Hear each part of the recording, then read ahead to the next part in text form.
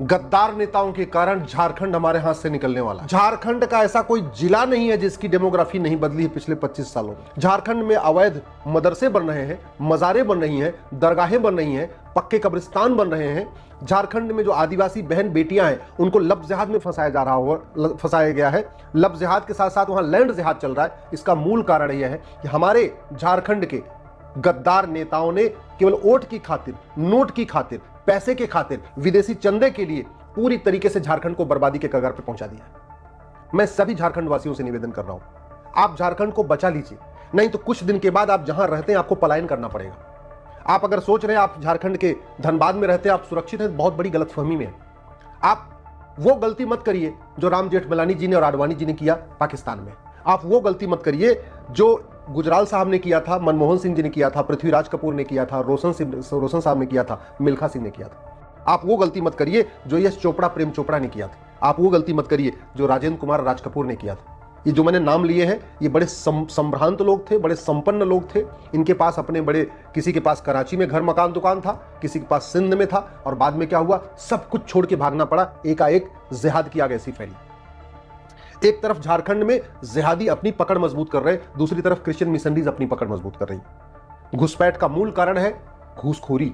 घुसपैठिए border पे आ रहे हैं 2000 रुपए देके, झारखंड में आ रहे हैं, और आते ही झारखंड में 2000 रुपए में आधार बनवा ले रहे हैं, 2000 में राशन कार्ड बनवा ले रहे हैं, 2000 मोटर आईडी बनवा ले रहे हैं, 3000 रुपए में ड्राइविंग लाइसेंस बनवा लेते हैं, 2000 रुपए में बर्थ सर्टिफिकेट बनवा लेते हैं। तो 10 से 12,000 रुपए खर्च करते हैं घुसपैठिए और झारखंड के नागरिक बन जाते हैं, वोटर आईडी में नाम जुड़वा लेते हैं। और इसमें बहुत बड़ा योगदान सरकारी कर्मचारियों का है। इसके अलावा जो वहां पार्षद का चुनाव लड़ते हैं, प्रधान का चुनाव लड़ते हैं, सांसद विधायक बनना चाहते हैं, वो भी इनडायरेक्टली वोट की खातिर उनको सपोर्ट कर रहे हैं। झारखंड में ट्राइबल एरिया में पूरी तरीके से कन्वर्जन हो रहा है। कन्वर्जन के लिए बाहर से फंडिंग आ रही है, एफसीआरए के जरिए क्रिश्चियन मिशनरीज को फंडिंग आ रही है, और जिहादियों को, घुसपैठियों को और बांग्लादेशियों को इनको हवाला के जरिए फंडिंग आ रही है खाड़ी देशों से।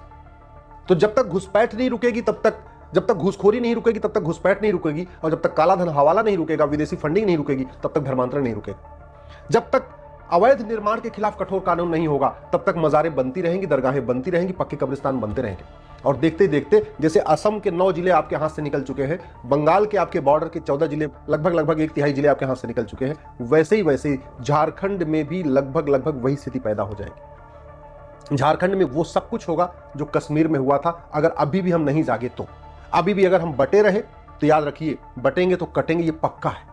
और ये झारखंड में ये फार्मूला जरूर दोहराया जाएगा जैसे कश्मीर में हुआ था।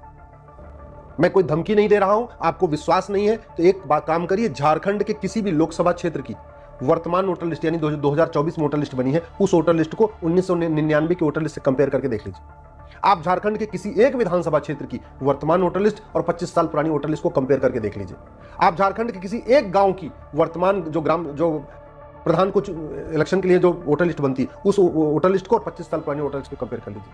आप झारखंड के किसी शहर में रहते हैं तो वर्तमान वोटर लिस्ट को जो पार्षद वाली वोटर लिस्ट बनती है और 25 साल पुरानी वोटर लिस्ट को कंपेयर करके देख लीजिए। बुरी तरीके से एक तरफ घुसपैठ, धर्मांतरण, जनसंख्या विस्फोट हो रहा है, दूसरी तरफ झारखंड में ड्रग का कारोबार एकदम फैला हुआ है। चाहे वो मणिपुर वाले रास्ते से आ रहा है या इधर से अफगानिस्तान से आ रहा है, वहां पहुंच रहा है, लेकिन बहुत बड़े पैमाने पे गांजा, अफीम, चरस स्कूल कॉलेज में पहुंचाया जा रहा है।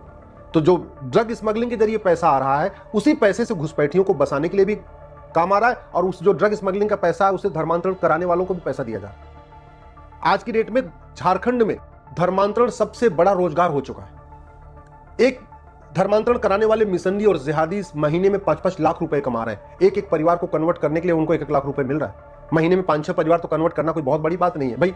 सीधे होते हैं झारखंड के जो ट्राइबल है, खासतौर पर बड़े सीधे हैं, बड़े ईमानदार हैं, उनको ज्यादा कुछ समझ नहीं है। उनको बहलाना, फुसलाना, उनके दिमाग को भ्रमित करना, उनको कुछ उल्टा सीधा बताना, उनको काला जादू, अंधविश्वास फैलाना, ये बड़ा आसान होता है।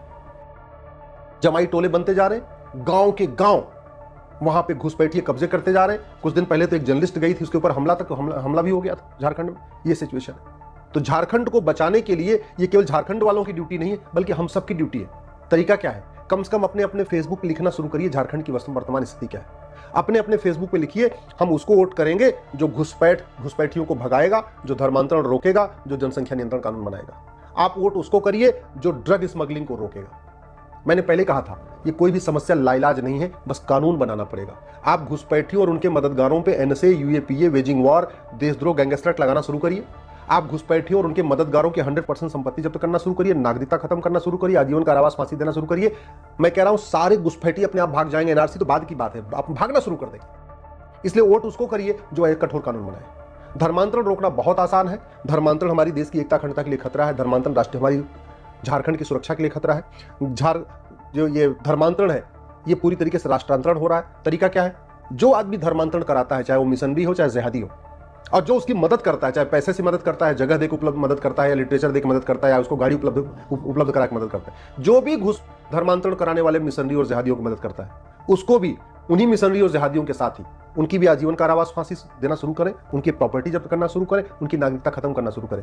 ये जिहादी और जो मिशनरियां है ना, जो पूरे नेटवर्क फैला रखी है धर्म आपके झारखंड में, ये छोड़ के भागेंगे वहां से, और वहीं से नहीं, ये भारत छोड़ के भागना शुरू करेंगे।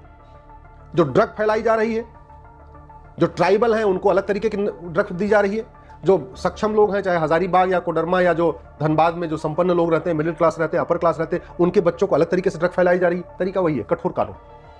अब इस समय झारखंड को बचाने के लिए हम सबको मिलकर काम करना चाहिए।